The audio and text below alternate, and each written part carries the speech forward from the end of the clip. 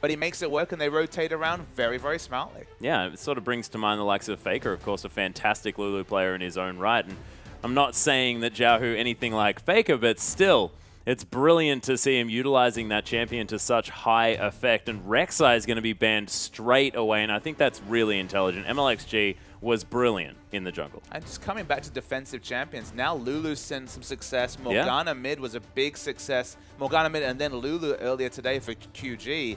Defensive mid laners seeing a resurgence this weekend. Yeah, Doinby actually playing that mid Morgana quite effectively as well in the victories that QG managed to pick up. And look, Gragas is going to hit the bench here. Of course, MLXG played the Gragas 2 games in a row, now having his champion pool really stripped down. And we were mentioning before, no jungle focus whatsoever when it comes to the pick and ban phase. But look, now it's all about the jungle, and Vladimir going to be removed. Godby not going to be playing that one. That's an interesting ban. More of a throwaway, do you think, Papa Smithy? It does feel like a bit of a throwaway.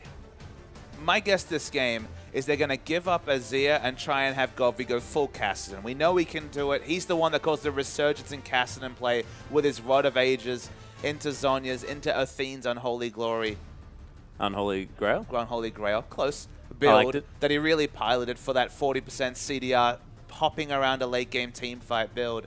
I think that's what they want to do, is engineer that matchup. Cassiopeia's banned, so the only real enticing option against the Azir is that Kassadin. So the first pick now makes a lot of sense. Flame's back in the lineup. I want to see him adjust that item, but we mentioned it before. Yeah. Go full team fight or go full damage. Do not go for the Sunfire cape, because if they choose Hecarim, there's just no options against Hecarim when you have the Sunfire. Yeah, and MLXG, if he picks up this Nunu, does let me need to lock in the Azir here for Xiaohu, because I just feel like Nunu Azir is just such a fantastic combination of champions. I completely agree with this issue with them too. Is just, do you expect Godfrey to play the Azir? We don't see a lot of Azir coming through from Godfrey in general, so perhaps you just chance the fact that he will not lock it through. But you're right, now you suddenly have multiple people that you can give this Blood Boil to. Whatever AD carry you choose, and the Azir, like you mentioned, prime targets for Blood Boil. Yeah, Godby as well has the option to go for the LeBlanc. Of course, Xiaohu, a fantastic LeBlanc player in his own right. So the, mid pool, I mean, does have Vladimir and Cassiopeia removed, but they're not exactly the standard bans here for the mid lane. Janna, considered here for Fan, has played it once before to varied success. And Imp, he's hopping on the Jinx. Imp's Jinx was something they hid for the whole season, then played with such panache against Def in that final. Clearly capable of Jinx by insta-lock. Azir comes through. Surprise, surprise. As we were both speculating, they're going to leave their AD carry choice for last. Suddenly you go, is it going to be Vayne time? They might be considering a champion like that. If there's anyone who's going to do it, it's Whoosh. It'd be pretty daring to take it into Imp's Jinx, but I guess anything is possible in that particular regard. Maokai for a bit of more early game power.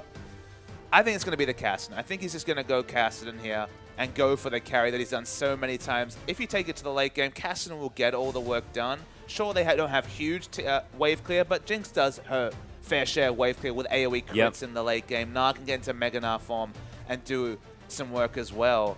It's going to be LeBlanc or Kassadin to me. Or maybe it's time for Fizz. Godby actually deciding to take the Fizz here. And we did see a lot of Fizz. Of course, Westor there from AHQ over at MSI was a brilliant Fizz player, really putting Fizz back into the champion rotation. But look, it's interesting. Godby didn't quite find success on it the last time he tried, but we'll see whether they can do it this time. You were saying that he has to get back on an assassin, and this is one way to do it. There was no apology, plenty of apologies to Godby in that particular game. He played very well in lane. He did, yeah. They weren't able to get a victory out of the situation. Xiaohu actually played this Azir versus played Fizz into Azir against Dade's Azir and smashed Azir. It's a good matchup for Fizz, especially now that AP Fizz is the in vogue choice. They're looking for damage on their AD carry. It felt like it might be Vayne. This is Whoosh, of course. We shouldn't be surprised. And Vayne's locked in. Yeah, we've seen the first success for Vayne today as well. We'll see whether RNG can sort of carry that momentum as far as whether or not the champion can actually carry momentum itself. But Vayne seeing success, Whoosh. If anyone's going to do it, it's this guy. He loves picking this champion. And it's a really good team comp for Vayne here. It's very reminiscent of the comps that Edward Gaming were running at MSI. They would sub in Callista for Vayne, and it's basically what they were running. So much space control between the Emperor's Divide and, of course, Nunu's CC. And we're forgetting Thresh also as the ability to throw down the box. Maokai peeling. Lots of space for Vayne to do damage. Okay, she doesn't provide AoE damage like the Renset build that Callista can provide, but still, hyper carrying the backline, plenty of peel. Yeah, it's most definitely true. And you can see TBQ back on the Lee Sin here. We've seen Lee Sin be a little bit more successful, but, I mean, that's talking about this Cinderhulk patch and seeing him be a little bit more successful than he was when people were trying him out earlier on. Imp on the Jinx here into the Vayne. A fantastic matchup for Imp here on paper, but we'll see whether Woosh can dodge around that matchup, whether he can get some work done elsewhere as Liam back on the Thresh as Fan. He's going to try and get some work done here on this Janna. Really needs to start trying to prove himself, does the LGD sub-support. And Condi made me a believer when it comes to Lee Sin. Played a good, even Cinderhulk Lee Sin game earlier today. You can say Lee Sin has the reveal on Vayne, so that might be relevant in team fights, getting her de-stealth with the Tempest Cripple. But Lee Sin games either go really spectacularly well, you snowball a couple of lanes, or you get outscaled. Yeah, and then nothing happens after that 30-minute mark. But look, as you mentioned, Condi did find some success on it, and we'll see whether it is going to be the Warrior Enchant or whether it's going to be the Cinderhulk. But if we want to find out, we have to get onto the Rift.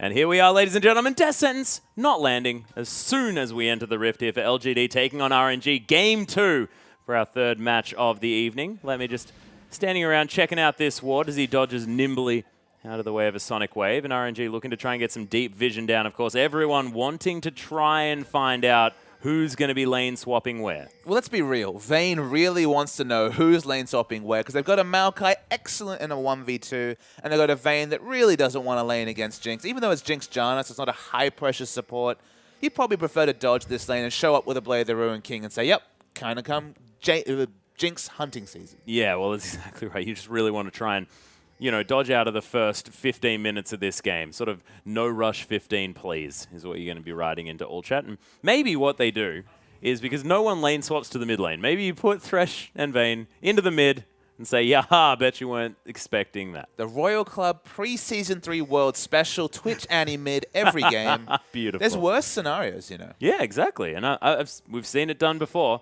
I actually potentially love having a Blitzcrank there in the mid lane as well. You can steal away all the blue buffs over each side. No problem at all. Let me and MLXG, though. They're going to start the jungle. Followers Vayne is actually in the top side. So LGD didn't actually try and answer any sort of lane swap that came through there at all. No, they're just accepting their fate in this particular regard. It continues the trend of every single game Flame plays, not getting to play Kennen and getting lane swapped on. It's 100% true in every situation, it feels like. Oh my goodness. Never gets a chance, and we get once again to notice that it's pretty sweet Chroma. Yeah, it is a very sweet Chroma, as Godvy's actually taking a billion auto attacks here from Xiaohu's. Back on a Shurima champion, very comfortable, and we'll see whether he's got a little bit more practice on this Azir, and already got to be at half health, of course. Going to be chugging down that flask as best as he can, as TBQ is going to be taking down the blue buff on the opposite side of the map. And LGD, what they've managed to engineer in this pick ban phase, good matchup in the mid. As you can see, not so good at the start of the level. That's why you see the flask and the potions coming through. So much poke going to come onto the melee champion that is the Fizz. But a lot of kill pressure level 6 onwards. And their most reliable way to win a game, they've tried to play the rotational AoE-focused Wombo team fights. That certainly didn't work the last game. No. Split pushing with a great 1v1 player like Godvy seems like a more reliable way for them to win. Almost engineered that situation game 1. They played the Fizz, the game 1 earlier this week. They played the Fizz. He was getting kills in lane against the Morgana. They rotated him, and then they lost Baron, and in general, the other lanes were losing. So that was a situation where that split push with Fizz, no teleports, wasn't going to work.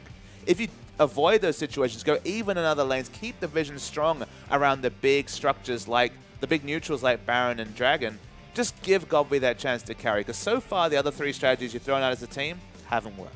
Yeah, and is it going to be TBQ picking up this Lee Sin in the jungle that's really going to help facilitate Godby making moves here in the mid lane? Is it going to be the fact that they're going to have that earlier power spike from the jungle, make sure that that is going to be in their control? I think that's a really good way of surmising what they're going to do. They needed to have an early power spike jungler. Otherwise, you can see, if you leave things to their own devices, first 6 levels in mid are awful for the Fizz. He goes up for an auto attack, gets, what, 3, 4 Sand Soldier autos coming through. You've seen that happen. From Jahu, gets chunked out. He's going to really eat through these potions quickly. If the Lee Sin can get into mid, blow a flash, suddenly free kill level 6 onwards is going to be the case coming through. Barring some shenanigans with the Emperor's Divider, always possible. Yeah. And then rotating into long lane. So the faster that you can clear some waves, the faster that you can push down some turrets, getting Fizz into a long lane is wonderful because he's so hard to track down. As an AP build, you're going to be maxing Playful Trickster first, so you have a lot of maneuverability. In a long lane, you've got nowhere to back away to, so of course, the assassination potential is very good for the Fizz on whoever they send.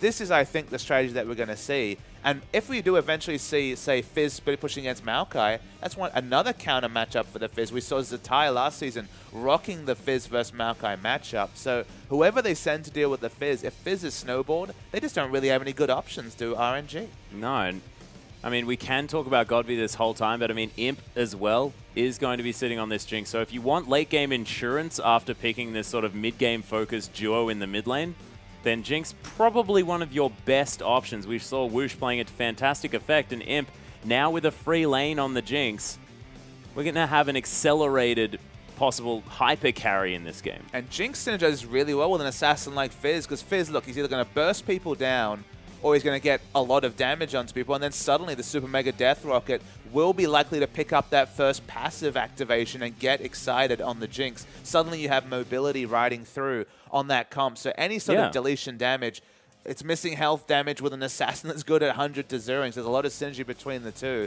If Jinx enters a fight excited, it's just that much more likely that the second, third activation of that passive will come through, and she'll be able to skirt the outsides of a fight to complement the down and dirty work that she's expecting Fizz and Na to do. Yeah, and we'll see whether, you know, the sub-support making his way in here, Fan trying to get some work done, but he does have the Monsoon in his arsenal here at the same time, so can sort of do some disengage work, really try and keep Imp safe on this Jinx. Is going to be doing the most work that he possibly can this game. Of course, the pause almost running out, ladies and gentlemen. We're going to be back into this game ASAP, and I'm excited to see whether LGD can get their first win on the board. It's a little bit less expectation when you get your support onto Janna. She really only has one job of disruption, whether it's restarting a team fight or just peeling for the Jinx. It's a little bit more straightforward. He tried to play some of those engaged supports and got manhandled a little bit in lane especially, so just play the Janna, play a bit more passively. Given the vertical lane that was enacted when the red side team went top lane with their dual wave, it gives a lot of dragon control to blue side, and LGD, at least they'll get one dragon early in this game. Yeah, 3.5 minutes. They are going to pick that one up, of course, with solo vision of that. RNG are going to be yelled at by the dragon as it does fall over, though, so they are going to have a relative timer as to when that one is going to be coming back up again, as another pause is going to be coming through, and Whoosh still here on the top side of the map, but RNG most definitely ready to protect him if he is going to get into any trouble. He spent a little bit more time in lane, so actually has a 10 CS advantage with the freeze that he's created. Jinx had to leave lane a little bit to help with the dragon, so a little bit sad times, but she'll find the CS, don't worry. I have a feeling Imp will find his way back into this lane, of course. He does tend to do it over and over again.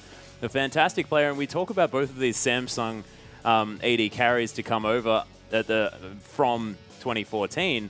Deft has been getting a whole lot of limelight, but Imp also a brilliant player in his own right. And of course, the finals here in the LPL for the spring split were explosive based on that AD carry matchup. I believe Imp started last season really, really well. If I was asked to rank AD carries after 3 weeks of the LPL spring, I would have had Imp at #1. And this is from someone who, personally, I just have never really rated Imp in the top 3 of AD carries, but I was really impressed with his performance at the start of the LPL spring. And he ended the split really, really well. Played excellently in playoffs. He had those 3 losses in a row as Kalista. Okay, doesn't seem to be working. Forces PYL to stay in his lane, and then suddenly went from 0-3 Kalista to 7-4 Kalista. 7-1 run was after those 0-3 losses. So was really impressing that champion to the point where it was permanently banned in the finals by EDG.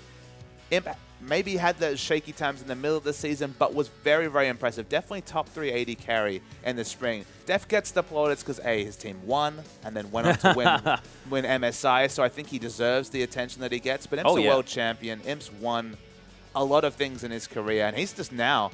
he was 1 game away from winning the LPL Spring and thus getting to represent China at MSI. Yeah, and that game itself was incredibly close at the same time. It was on a knife edge. Of course, Def did manage to pick up a pentakill to pick up the victory, but still, I mean, if that had gone the other way, of course, Jinx pretty capable of pentakills herself, but of course, look, didn't manage to happen just there. We'll see whether LGD can find some form, find their way back into a similar situation come the end of this split, but RNG at the moment definitely doing a decent job deterring LGD from making it there. And so far, sort of the newcomers meshing together has looked quite effective. And Xiaohu's just he's so impressive to me in the mid lane.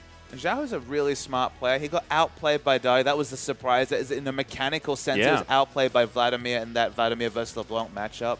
In game 1, his Lulu was very impressive. He was pressuring out Godvi on one of his premier champions. Although it's a good matchup for Lulu, it's not usually as good as Xiao was able to demonstrate in game 1, so much credit needs to go to him. Now he's on his comfort champion. He's played so much Azir. He's really good at Azir to the point where he's one of the few players that before this Azir Cassiopeia meta came in, where both champions either need to be banned or first picked, Azir was always permanently banned against Xiao because he's so powerful on this champion, and they've engineered the prototypical protect the AD carry comp. Woosh is on a champion he's got a lot of practice on. I would have preferred Kalista, but of course Kalista was banned during the picks and bans. It doesn't quite have the AoE of Kalista. But if you're not going to go Kog'Maw, Vayne is definitely a fine replacement in what is a very strong comp that has seen teams like EDG success multiple times. Yeah, and I was thinking about what they were going to do as far as having to pick a hyper carry that can scale alongside the likes of the Nunu here as well, considering the fact that they do have the Azir. Fantastic synergy there, but the Vayne, interesting hyper carry choice just because you don't necessarily have the range, but Woosh, more than happy to play that champion. He played it so many times in situations that we questioned him for. I believe he played it once in the regular season and then 5 times in a row against Snake. That was the surprise where it was like, why is he still locking in the Vayne? That was before Vayne started seeing a bit more play. And in general, it's been, what, 2nd or 3rd most played AD carry this weekend. Sivir, obviously, right up the top, almost 100% pick and ban. Vayne's top 3, which is a surprise. She has a decent laning matchup against Sivir, but there's so many other factors. You know, people talk about, you could say Vayne beats Sivir, and when you get Blade the Ruined King, absolutely it's a great matchup for Vayne, but it's just that Sivir has options, right? Sivir can push, Sivir can freeze, Sivir has burst damage, Sivir's better at taking turrets. There's a part in every laning phase where Vayne has kill pressure on Sivir, but both teams know that, and both teams know how to play around that. And the Sivir side is so much easier and straightforward because she has more strings in her bow to, I do 1,000,000 damage late in the game to one target. So that's why Sivir's always favored in that matchup. Now we're ended up with the Jinx versus Vayne matchup, although not really because lane swaps are going to negate that. And still, if you try and 1v1 this matchup, it's super hard for Vayne. You have to be on point because you cannot eat the Zap, you cannot eat the Super Mega Death Rocket with your very brittle base stats. You need to be on board with Flash, and it needs to be obviously no supports around with Pink Wards. So execution heavy, perhaps to a fault for Woosh. Yeah, it's going to be difficult for Woosh, but of course, loves to pick it up, loves to play it as much as he possibly can. But it's funny, the fact that, you know, you pick a Vayne and you want the 1v1 towards the mid game, but if you get a 1v1 situation against another one of these longer range AD carries in the early stages, things are not going to look so great for you whatsoever. But at the moment, Woosh sitting up there, frozen lane, just picking up all of the farm that he wants. Is it going to be enough? Because are they going to be able to find a situation where Woosh can get these sort of single target focused fights around this game? I guess I don't know the answer to that question. Obviously, it will develop as the match comes through. I think it'll be difficult. The thing about Vayne is she's a really poor sieger as well, to pile on to all the other things we're mentioning when comparing her to a champion like Sivir and Jinx to some degree. Of course, Jinx has the really long range in the rocket form to be very relevant in a sieging situation. So you might think, okay, have Vayne split push. And that's why the purple build came through. It was always about the Blade the Ruined King into the Youmuu's Ghost Blade. It's not going to work in this situation because who are they going to send against Jinx? Against the Vayne but Fizz, who has so many options to get the kill with her brittle low stats. Now that Fizz has been changed, you kind of have to hit the fish, so maybe there's a small amount of counterplay in trying to dodge that fish, but you're going to take Godv in a 1v1 sidewave matchup for the Vayne. So now you're going to have that awkward situation where they're going to try and siege, but they have 2 melee champions, fairly short-range Thresh, Azir who's going to be more focused on setting up Sand Soldiers if there's ever an engage, and Vayne who really can't siege. So the strategic options for RNG, they're difficult. But they were difficult in Game 1 and they pulled them off. Can they pull it off in Game 2 as the camera stays longingly onto Flame? I'm sorry. That was just hilarious. It distracted me a whole lot. I barely heard what you were just saying. Eyes on the prize, Atlas. Yeah, Flame just licking his lips there on the screen. Now having a giggle, I think has been informed that he was on the big screen in the studio there. A new animated GIF has been formed. I really, really hope so. I'm going to need to have someone send me that because it is absolutely fantastic. That is the guy that has managed to take the photo of it on his phone, the video, so he can turn it into a GIF. Thank you very much. A man's a hero. The pause keeps coming out. Of course, there hasn't been much of this game to comment on. The thing is, I called Vayne, and I wasn't even thinking about Whoosh. It was just, you look down, Callista's not available. You need a hyper carry to really justify this lineup, especially once Azir is picked. Azir works so well with a hyper carry because then you have to come onto Azir who has all his Sand Soldiers set up for that situation, has the Emperor's Divide to push you away, and the hyper carry has so much space to carry in the back. That's why the Callista comp in this particular situation for EDG looks so great. I guess kind of the issue will be sieging will be difficult. The comp is strong, but I actually commend the Lee Sin pick because maybe they predicted the fact that it was going to be Vayne, because Lee Sin does ruin Vayne's day to some degree, whether it's kicking her out of position, which will be more difficult to do when you can't get over that Emperor's Divide. So maybe the Emperor's Divide will have to be used proactively rather than as reactively as might be optimal for the Azir. But the interaction between the Lee Sin and both these carries, whether it's Azir or Vayne, will be very interesting. Now, I want to actually see the Azir wall, the Emperor's Divide, used as a game of Pong. You know, someone hits a Sonic Wave and then, of course, tries to Resonating Strike his way in, but no, gets denied with a massive Azir wall. I think it'd be absolutely hilarious. Whoosh has shoved this wave up quite aggressively, now able to get a little bit of damage down onto this turret as TBQ might be in trouble. Steals away the puppy. Does MLXG and heads on back. No problem there at all. Oh, actually, Godv going for the all-in here. Has activated the W, doing a lot of extra auto-attack damage, but Xiaohu does manage to create some distance, still has the barrier available, but not a whole lot of mana.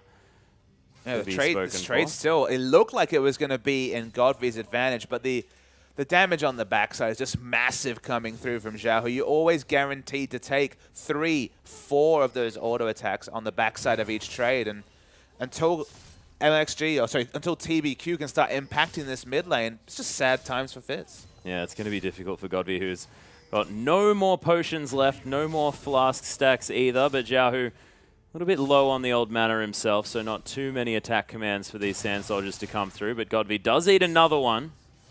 Gets slowed down just a little bit. Xiaohu now with a considerable CS advantage, although not anything to really write home about at this stage, as Whoosh now has yet another freeze on this top side of the map. Yeah, Naranja had managed to push it up most of the way, but the deep freeze is back on. Imp seems less worried about that, but as the wave pushes back, he has the option to freeze in bottom. We'll just continue the push. Yeah, Flame and Fan with a pseudo 2v2 lane here with the Na and the Janna. Against the sort of early weakness of Vayne, probably not too bad here at all, as Letme might be in a little bit of trouble here against Imp, but MLXG finds his way in. Imp wants to turn this one around, but Arcane Smash is there. The heal was used, and MLXG just picks up the kill, easy as you like, and Letme just baited that one beautifully. Imp was just too far up the wave. I believe he was trying to get the deep freeze on, but there was so much space for MLXG to come in on Nunu. No defensive wards whatsoever, no blue side wards. In fact, there is not an LGD ward on the map. Yeah, there's one RNG ward. 2. That is the only vision. 2. Where's the other one? With one in the brush. Oh, there's a magical one in the brush down the bottom there. Okay. So 3 wards now. Lay with some fantastic vision control this game. Managing to put down the last ward. There's, I guess, you know, you can't really beat 100% better ward coverage, though. I believe it's infinite better wards. Oh, that's true. That's true. Can't really do many percentages when it comes to dividing by 0. I'm getting a lot of flashbacks to King, Atlas. Oh, dear. Don't do that, Papa Smithy. We're going to have a very upset color caster on this stream. Thankfully, King, no longer really exists. It's Starhorn Royal King now. You're fine. Starhorn Royal King. Yeah. Definitely not Starhorn Royal Club. Oh, I love that picture. It was fantastic. Flame, he's got a shield. Fan is helping him out here in this lane as Imp's made his way back into the bottom side. Does have a pickaxe to his name as well as those boots. Has Godby again trying to get some damage down. Xiaohu now with the Emperor's Divide in order to create some issues for Godby. Chilling Smite and a Snowball as MLXG just moves his way past. Successful Nunu gank. Yep, beautiful stuff. The freeze still relatively good on top, though. You can see with all these minions, the push will eventually come out. Imp has responded by going super aggressive once again. Has Super Mega Death Rocket, but not quite low enough health for Let Me. Yeah, probably wanted to have hit that zap in order to get some extra damage down there. But Let Me, 25 CS to the 26 of Flame. But the fact that the kill has already gone down here means that the Maokai in pretty good stead here. Yeah, equal in CS despite having no help. It's a pure 1v1 matchup. Obviously, a lot of sustain coming through. The same was target nerf. The Sap Magic passive now only reaches the same value, I believe, at level 13, but still very, very sustainable. Cloth armor picked up as well. Out of potions, but going to get pressured in, miss some CS, but do just competitively in bot lane is the Maokai. And well, again, Let Me doing a bit of a drive-by, seeing what he can get away with here as the cloth armor has been picked up. MLXG trying to take his red buff. TBQ already has his. Might be in trouble. There's a resonating strike. Oh, the flash from MLXG, but TBQ going to flash over as well. The consume to come in. Xiaohu tries to get something done. The attack over the wall after the ultimate, but TBQ just going to walk out lazily and safeguard his way to his friend. I think he should have probably just saved the ultimate after the death came through. Obviously, what he wanted to do was to push away from the Nunu. Wasn't able to do that. Suddenly now, there's a window for Godby to go for the 1v1. Yeah, he can try and get some pressure here. Of course, only 7 CS behind. He's not too far off in that regard as well, but has the Ignite, has the Chum the Waters, but not quite going for anything just yet. That's a big minion wave, and Xiaohu's creating a lot of distance between himself and this Fizz. Yeah, 100 to 0 with no items through a barrier. Not going to happen. Yeah, through a barrier and that Chalice of Harmony as well. Bit of magic resist onto that item. Tough work. Let Me. He's found Imp one more time as the Flame Chompers are there, but this time Fan and TBQ making their way around. There's a Vengeful Maelstrom. Let Me gonna flash away. And I believe he might be safe underneath this turret unless TBQ gets some seriously Sinitis. Super Mega Death Rocket coming in as well. Twisted Advance. TBQ in a bit of trouble. Doesn't fall down apart from your monitor falling down. And TBQ locks down that kill. They do pick up the kill. They commit a lot to it, Atlas, but they get the kill. My monitor is alive. You're getting so excited, Papa Smithy. Oh, it's fantastic. Imp, though, managing to bait that one out quite nicely. Everything else was a ruse. Godby very, very low. Xiaohu picks up the kill. He is going to trade it. It's a 1-for-1 there in the mid lane. But my goodness, that was close. Yeah, the multitude of dots coming through between the Ignite and the Seastone Trident was enough to take them down. That's not actually a pause for my monitor. It's back online. Thank goodness. Don't worry. His monitor was all fine. All fine. Exciting stuff. But, man, I mean, the 1v1 sort of equalized there in the mid lane. Xiaohu being able to pick up the, I guess, is it a little bit more of a 1v1 if you're the first to die or the second to die? Sorry. I mean, if it's not first blood, it's kind of not I guess really it doesn't relevant. really matter, does it? No, the experience is matched. Basically, everything's the same. Maybe in other MOBAs it'd be different, but in League of Legends, it's fine. Yeah, I think so too. And I think pretty much anywhere, it's if you're getting 1-for-1, it's probably going to be okay. Of course, Xiaohu may have had a separate opportunity in order to keep that wave pushing. You know, maybe that was what it was. But MLXG did come around, and he's going to be able to shove this one into the turret after eating a turret shot himself. TBQ makes his way towards the top side. He gets a pink ward over that wall at the same time. So Imp switching this one around. RNG thinking about trying to grab their first dragon. This Fan does have a pink ward there. Throws over a green into the pit at the same time. Notices the fact that RNG are doing this one. But with Consume and Smite, you have to think that MLXG probably going to be able to lock this one down relatively easily. Yeah, I mean, with the Nunu, the Consume Smite, as you mentioned, it's an easy dragon to pick up. It's an answering dragon, though, because LGD were able to pick the first one up at, what, 3 minutes 50 into the game. Yeah, so very two true. dragons roll down pretty quickly. And speaking of things coming down quickly, Imp as a Jinx with 2 AD items gets free time with a turret. Yeah, there's a BF sword on top of that pickaxe now, like you mentioned, and Imp gets excited as that turret falls down, and that is going to be the second one here for LGD. The fast push is on, for these guys, and we'll see whether they can continue it, because Xiaohu, I mean, he's probably not going to be losing his anytime soon unless the massive 4-man dive does come in. And Xiaohu looking good himself, working towards Athenes. The windows for being assassinated by Fizz, at least in a 1v0 capacity,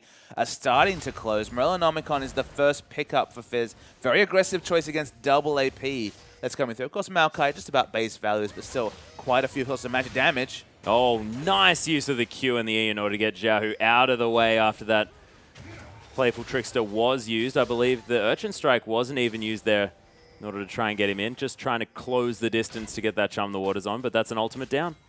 Just excited for this game to move to the team fighting phase. We had a lot of breaks, we had a lot of times to think about just how exciting it is to see a Vayne with all the peel that's afforded, and of course the Blood Boil that'll be riding upon him in the late game. Woosh got a lot of damage onto this turret. They want their first turret, but Flame and TBQ, they're going to delay it. Yeah, lots of people with circles around them here in this bottom lane as Flame stacking the Hyper and the Silver Bolts are coming in, but no one actually going to take any dangerous damage. Fan wandering over a ward, but with 3 people, I don't think RNG are really going to be pushing too far onto this turret.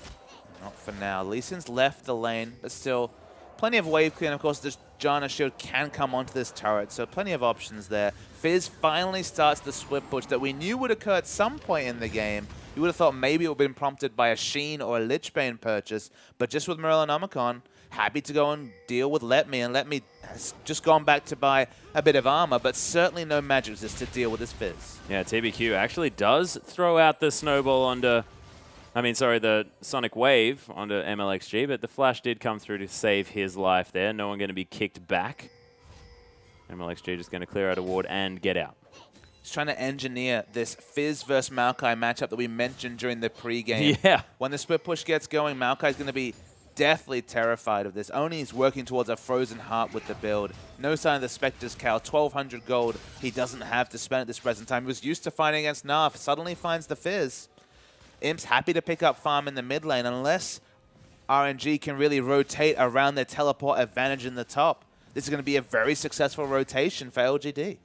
Yeah, and also it's interesting that Let Me hasn't decided to go with anything for laning at all. No Catalyst in there, not going towards that Righteous Glory, and that's a lot of extra sustain here for Let Me, and I guess in this situation, wouldn't have really helped him out a lot anyway due to the fact that Godby probably just wants to fight him at all stages. It's one of those situations where you get Catalyst if you can get away with it, if you have the right gold value, or if you're not feeling pressured in lane. You're not building the Rod of Ages anymore, so the Catalyst first, work out what item you're building, isn't really as much of a factor. Some players will still opt into that Rod of Ages, but certainly not been seen in the LPL so far in the summer split. So you're just happy to go back, buy some cost-effective mana and an armor in this situation, because that was the painful matchup against the Gnar, who's just basically free-hitting you as a ranged champion most of the laning phase. The Catalyst will still come later. We still expect to see a Righteous Glory, but for now, just unfortunate that there's no magic resist or health being built.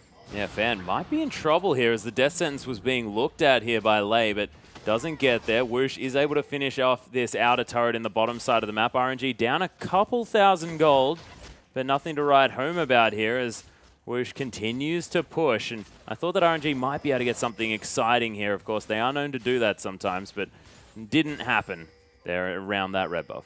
The rotational play so far hasn't granted them any advantages. They have the teleport advantage by just using it to get farm onto Vayne. I mean, what LGD have basically done is that they have Jinx in the mid lane against Azir, who's built an Athene, so of course has no armor. They've got Fizz in the top lane against Maokai, who's built armor against a Fizz. As they've swapped very well. It's just a strategic hole, obviously, as they've got Elena with Ignite top against Elena with Teleport. Dragon's down. They've taken the bot turret due to the lack of pressure and the fact that they've had multiple members from the RNG side on bottom side. But now all they really can do is answer the pressure, and they're electing to send Woosh and Lei against Godby. In a minute's time, though, this can be exploited by LGD. So these rotations so far seem to be helping LGD. And look at this. Yeah, it looks to be exploited right now as Final Hour does come through, but Sonic Wave doesn't find the mark. Doesn't really matter as MLXG. He's going to die anyway. Flame picks that one up. Nice Lantern ride, but Lei is most definitely dead too. Godby picks up his second kill of the game.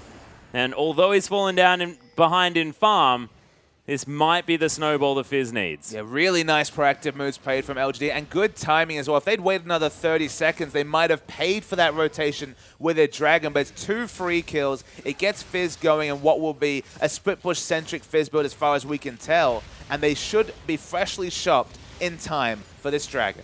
Yeah, and this outer turret didn't even fall down either, as Imp was able to clear out all the minions there. And Infinity Edge now on top of the Avarice Blade here for the Jinx. Now with a CS advantage, considering the fact that Whoosh has fallen down, and 0-1-0 so far for the Vayne. Of course, it isn't really the time where a Vayne's going to be strong, but it's not good news irrespective. It's not really a big factor, as you mentioned. It's still very, very early into this game. They still have a team comp that is all about protecting the Vayne. The Vayne's free farm, so she's done at least half her job in that particular regard.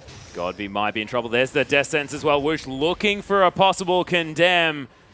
But Godby able to create a lot of distance. Nice Howling Gale, and there's the Monsoon to get rid of the RNG members. Imp hanging around here as well as Xiao, who follows in on that Q. Nice playback. Godby there searching for him, but MLXG just going to get destroyed. LGD managing to turn this one around. Another nice Death Sentence, but the flash out there from Fan. TBQ tries to get in. Super Mega Death Rocket going to spell the end of late. Godby finds his way over the wall. There's the Blade of the Ruined King, though. Whoosh picks up a kill for himself. Imp flashes over the wall. LGD picking up all the kills. That's the ace.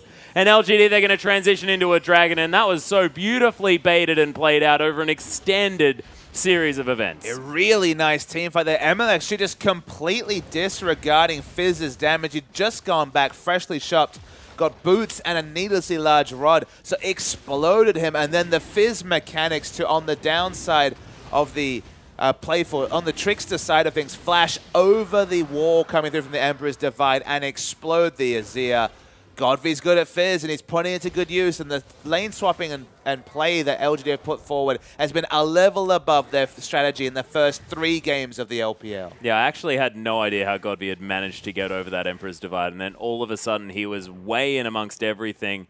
And then Whoosh, I mean, credit to him, managed to pick up the kill, but that's a 4-2-2 Fizz now, almost with the Zhonya's Hourglass completed, going to have those Boots of Lucidity very soon. And that's 40% CDR plus an ability to go untargetable on top of the fact that you have Playful Trickster. Man, this Fizz is going to be so frustrating for RNG to deal with. And that's why you just keep up the split push. And this is so much more straightforward for LG to execute. They looked all at C trying to execute the Orianna, Cannon, Wombo combos with Sejuani in the previous game. Imp's going in, though. Yeah, Xiao looking for something. There's the Emperor's Divide. Imp, though, gets excited. Only one Sun Turret hit.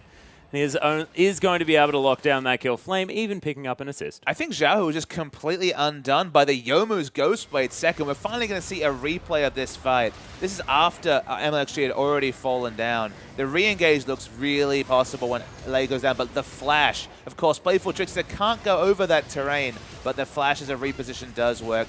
EQ hits from Lee Sin onto the Vayne, so he goes down. Further damage comes down the back line. Really nice team fight coming through for LGD. Yeah, LGD just playing it out really beautifully. And you did mention the Ghostblade. We didn't see it in the replay, but that is most definitely one of those sitting in the inventory of Imp. And I've never seen it before, but right then, Xiao was caught out.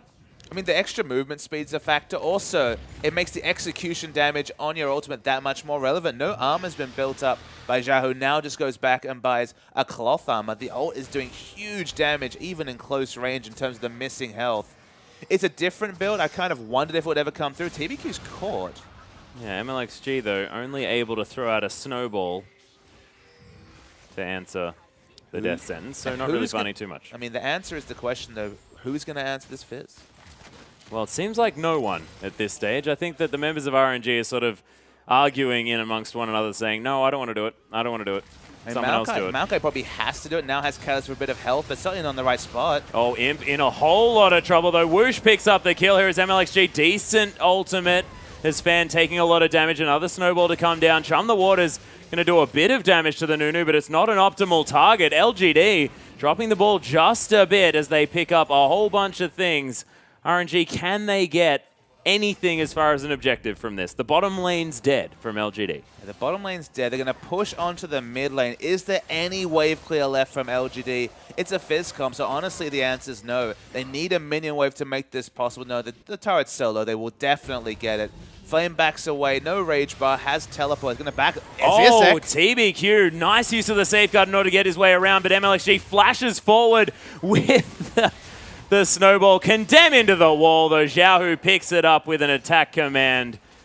And RNG, they're getting some picks around this map, trying to close this gold gap. The Azir set coming through from Xiaohu was wonderful. There's a reason that he gets so much respect on this champion.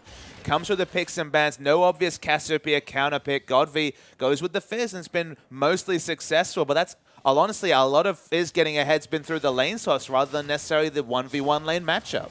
Yeah, Xiaohu able to create some opportunities here for himself, still has CS advantage. Zhonya's Hourglass is completed though from Godby. Doesn't quite have the Boots of Lucidity for the 100% or for 40% CDR. I was going to say 100% CDR, but 100% of the possible CDR that you can get on a champion. Godby is able to clear out this minion wave on the top side.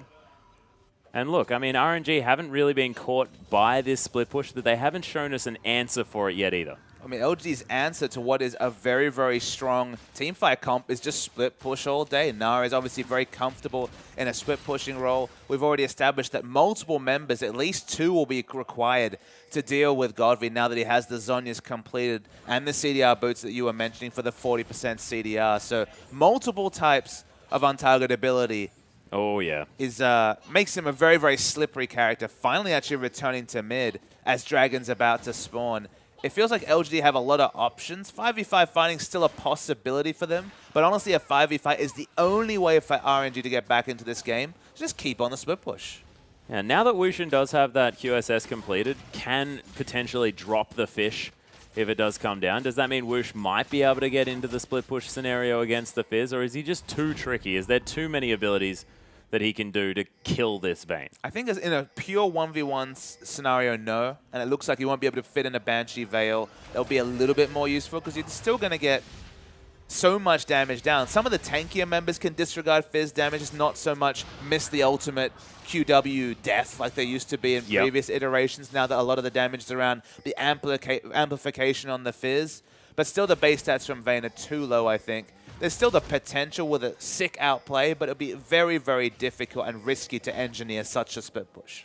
Yeah, MLXG looking to try and get something happening here. The Nunu bot just wandering around, trudging around the jungle. Now, is warded up here just a little bit. Boomerang going to find him.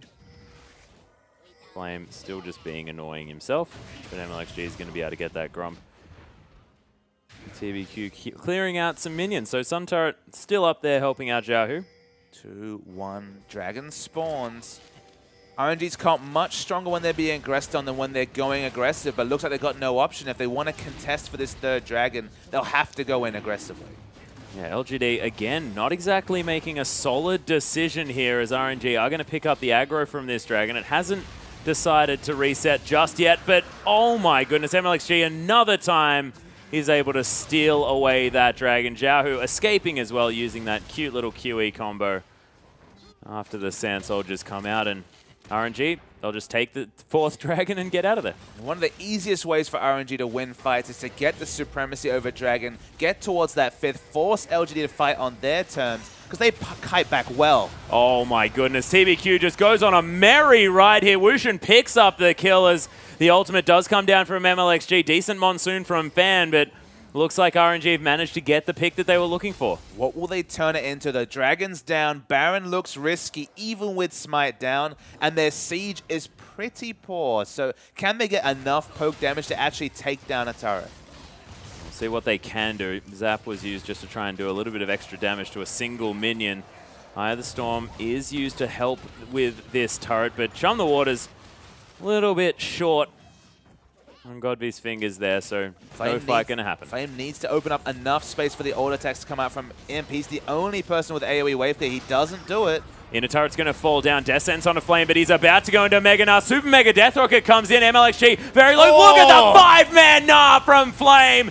No one's dead just yet, but Imp now able to get excited. Godby picks up the first kill. Imp gets Death Sentence, but that should have gone the other way around there as LGD clean up. Whoosh got the heck out, but LGD, they're going to be able to pick up a Baron. And there's a reason why we were talking about Flame's Gnar. Sometimes he makes it all happen at the same time. 5-man Gnar. Very rarely seen. One's LGD, a super hard fight to execute 4v5. That was so beautiful. Able to get the wallop onto 3 members there as well. And once that happens, that's the top laner alone securing the team fight. There was LGD, no other members need to do anything. Let's see it again. Just watch this replay. Remember, there is no TBQ during this fight. Everyone tries to peel for Whoosh, and thus everyone gets gnawed into the wall. You can see the shenanigans afterwards. Imp actually needs a Mikhails to stay healthy, but keeps fighting in just minigun range.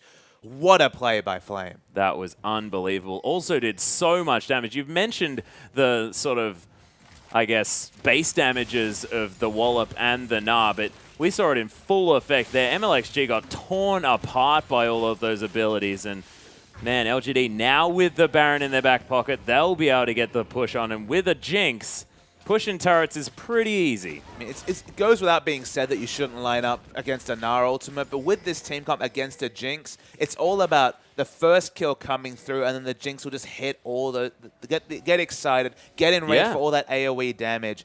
And whether it's the Gnar ultimate or Fizz bursting someone down, it's all about the tanks getting tanky enough and soaking enough damage to actually stay alive. Because if the first kill comes through, LGD have shown very clearly that the second to fifth come fast afterwards. They most certainly do. Imp going to get excited after taking down that Sun turret. Nice little zap onto MLXG, but this inner turret, it is not long for the world either. And can LGD actually break the base off this at the same time? There's a whole lot of minions, a siege minion there as well. Xiaohu trying to clear out the wave. As Mega Gnar is going to come in for Flame, but may not find too much off that one. Actually, the Immortal Flame here this game, 4-0-8. He's had a great game. And no Sunfire Cape this time, going for the team fight Gnar. Absolutely, the build much more on point this game. Had the randoms for team fighting very early. Hex Trigger for a little bit of offensive choice, but definitely not spending 3,500 gold on either Frozen Mallet or the Black Cleaver. Yeah, exactly. Not even picking up that Sunfire Cape, which was an interesting choice his last game, as Imp is going to pop back into that minigun. They're going to take another inner turret. They've only taken one inner, of course. The Sun turrets aren't going to count on that front. Evened out the turrets, but 8,000 gold now the lead here for LGD. This is a much better game, a much better performance, and Godby has been brilliant on this. Fizz able to really get things going towards that mid game. That first team fight, you have to think, probably helped snowball LGD into this position from the get-go. They really need Maokai to teleport in early. If he comes in late, one kill comes through. It doesn't matter if Maokai's in a flank position. The first kill to the second to the third will make it super hard for a fight, but we're seeing a fight right now. Yeah, MLXG does get broken out of his ultimate very quickly. TBQ not too bad on the tankiness front here as Godby trying to get some work done. There's a playful Trickster, so much AoE damage. Nice Zhonya's there from the Fizz as Imp is starting to clean this one up. Xiaohu left alive. Imp just crits him as an afterthought. A triple kill comes through for the AD carry. Godby picks up a double. And that was just messy but beautiful. And LGD have finally found the tonic for their wounds in the first 3 games. The split push they engineered. Godby in the top lane against Maokai. We already noted that Fizz vs Maokai was a very good matchup. They navigated around the early magic resist and armor purchases of Maokai and Azir really successfully, and they'll take the win. Yep, 4-0-13 Flame ends it as well. A fantastic performance for the Gnar player, and just Gnaring people into the wall as the Nexus falls down 20-7. LGD, their first victory of the summer split of the LPL, and it was in convincing fashion towards the end there. They were never behind that game. And maybe Flame's first highlight reel worthy clip on his LGD tenure, but what a highlight reel. 5-man now that won them the game, free hitting Jinx behind him, picking up all the kills. LGD, it took them 4 games, and when they finally did it, it was back to their old form. Okay, they still don't have PYL, but getting their first point on the board is going to be so much confidence coming into week 2 of the LPL. Yeah, they're going to be feeling so much better about themselves, and man, you have to give it to Flame. That was such a beautiful Gnar ultimate. And I mean, you've already spoken about it, but I think it deserves a double mention because, man, that was easily the highlight of that whole series thus far. And Whoosh, he tried out the Vayne, yet again, not quite so successful. So Vayne still only with 1 victory thus far in the LPL for the summer. So the scouting book for LGD, for the teams that are going to face them before PYL. And again, we don't know if PYL is going to be back next week, a few weeks' time. We don't have that information.